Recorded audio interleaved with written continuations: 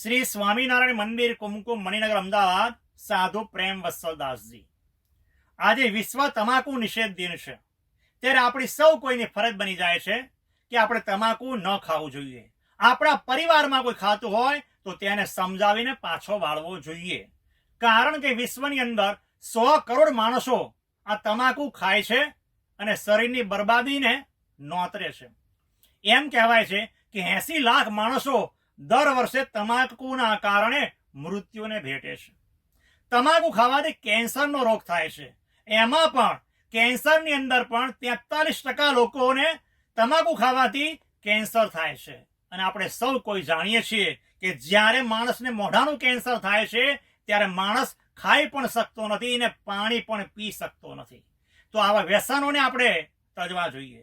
ભગવાન સ્વામિનારાયણ આજથી 200 વર્ષ પહેલા એમ કીધું છે કે શિક્ષાપત્રીના 18મા શ્લોકમાં કે કોઈ પણ પ્રકારનું તમાકુ, ગુટકા આદિનું વ્યસન ન કરવું જોઈએ.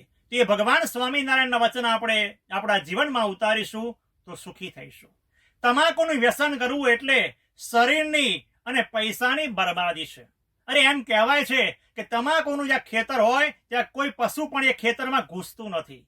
મતલબ કે તમાકુને પશુ પણ ખાતા નથી. જ્યારે આશ્ચર્યની વાત એ છે કે જે પશુ તમાકુ ખાતા નથી એ તમાકુને માણસ ખાય છે. માટે આપણે સૌ કોઈએ આજે એક નમ્ર નિયમ લઈએ કે અમે ક્યારેય પણ તમાકુ ખાશું નહીં અને બીજાને ખાવા પણ દઈશું નહીં. આવો આજના દિવસથી આપણે નિયમ લઈશું તો આપણું જીવન સુખી બની જશે.